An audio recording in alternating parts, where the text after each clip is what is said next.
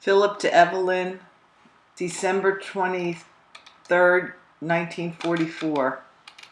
My darling, still no mail, but the can of chocolate chip cookies arrived this afternoon, and they are delicious. Too bad I didn't know you could bake anything so good while I was home, Chippy. If your cooking is on a par with your baking, you'd better not admit it, 'cause I'll probably have you slaving over a hot stove the rest of your life if it is.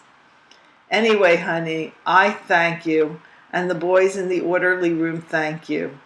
They agree that the cookies are the most excellent, and they're not prejudiced. In the same delivery of mail, there was a package from the Label Bureau. The container was a Stevens candy box. Wonder where they got it. But imagine my disappointment when I opened it and found it filled with, of all things, soap. I don't know why people insist on sending me soap. We certainly have no difficulty getting it at the PX over here. Moreover, contrary to the rumors in the States, soap was always in good supply here, at least as far as the Army is concerned. Today was a fairly busy one for me. I had a few letters to type and the payroll to transcribe. The weather wasn't exactly perfect, but it was good enough for flying, which is mainly what we're interested in anyway. Which all, brief as it is, brings me right up to date, Chippy. Tonight the Red Cross Aero Club is having open house. The GIs are invited to bring their English friends for dancing and refreshments. Guess I'll toddle down to watch the doings. Klein will be there, so it can't be too dull.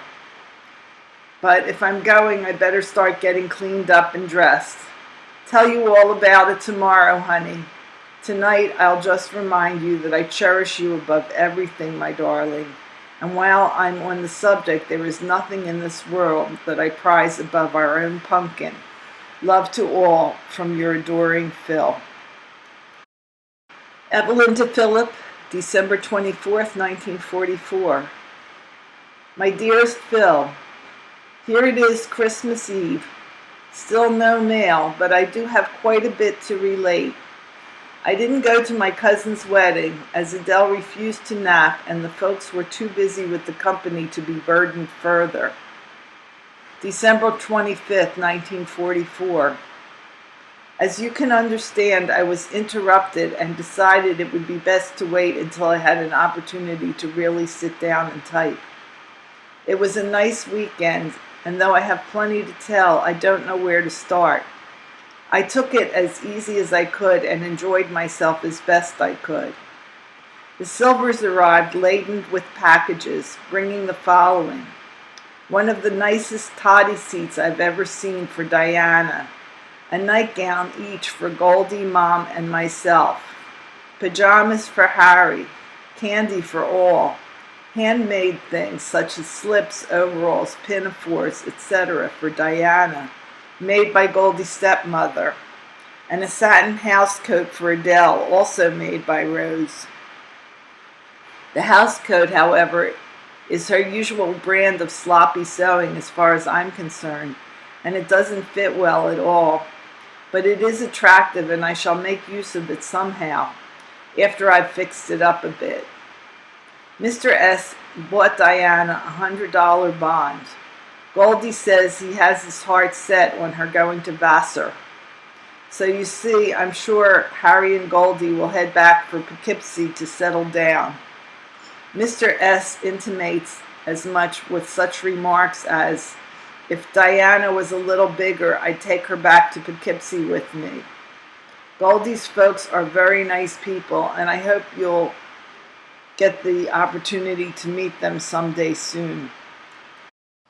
Page 2. My mother, Dad, and Ruth attended Bella's wedding, and I am told that it was quite a lovely affair. I fixed my mother's hair, and she looked so well Adele hardly recognized her. Both my mom and Dad looked well, so much so that I must mention it. My dad's new hat matches his good-looking top coat, and he really looks swell when he's all dressed up.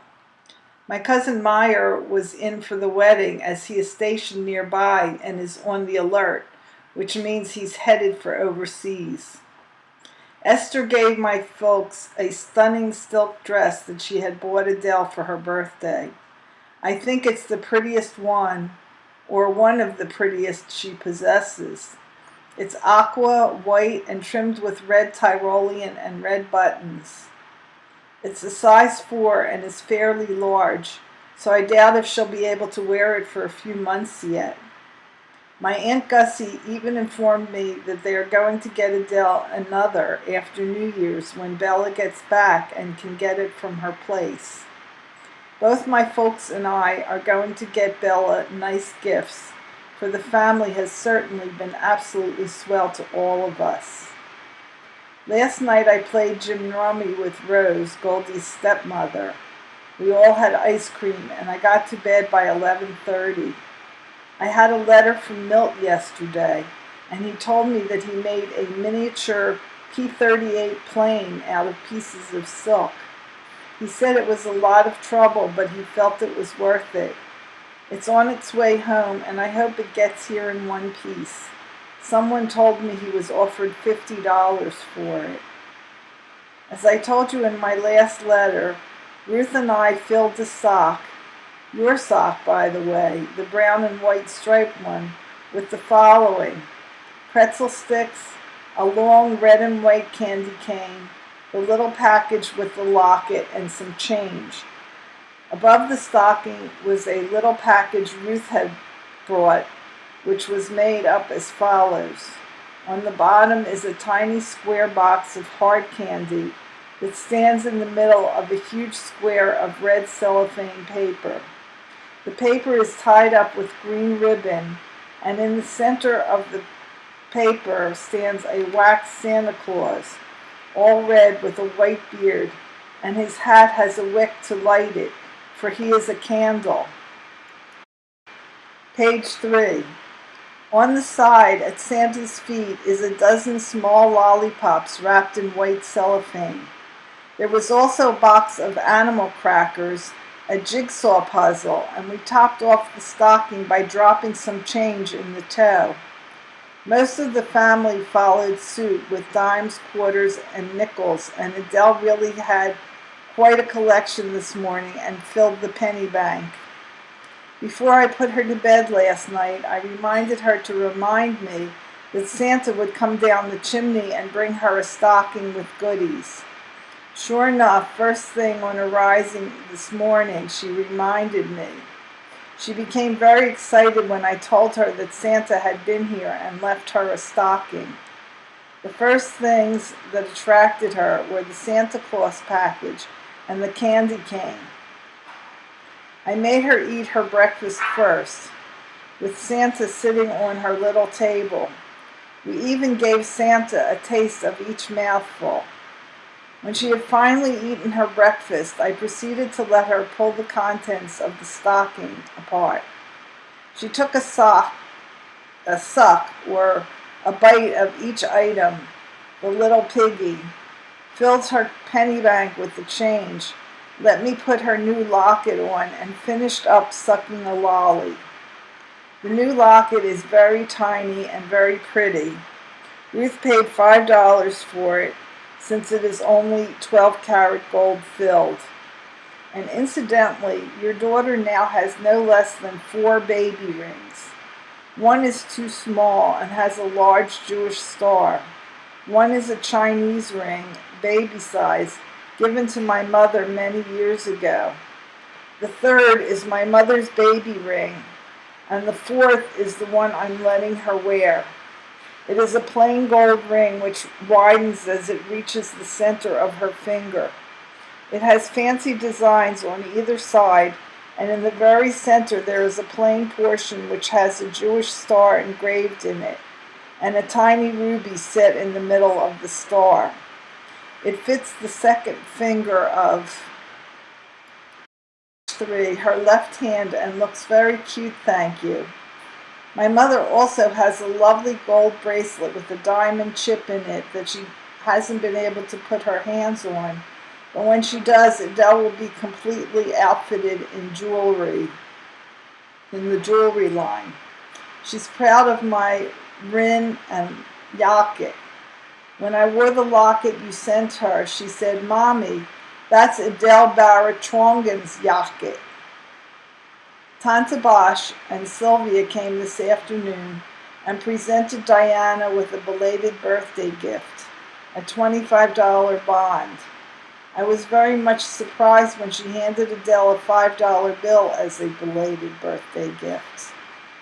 My folks, Mom, Dad, and Ruth, went out to see Eddie today and haven't come back as yet. I hope to get out there next week. I'm anxious to hear what they have to say. Ruth gave me 2 pairs of rayon stockings for Christmas. All in all, I didn't do so badly, did I, honey? Now, if I had you... Do you remember Emma Strongen's sister-in-law, Thelma? Anyway, her hubby was sent overseas this past summer and saw action in France. While on duty, he had to pass a river or lake or something that was frozen and wound it up with frozen feet. He was in a hospital there for a few weeks and was just shipped back to the States, to Boston. Emma and his wife and the family rushed out there to see him today. I don't think he was overseas 6 months, and now look at him. Guess you are lucky, and how. I had a terrible case of the blues both days, and I'll be kind of glad when New Year's has passed. Baby, I miss you so much. I adore you, my own darling, and hope that you too had a nice Christmas. A kiss from me, a kiss from Adele. Kisses from all. All you want, honey. Your Ev.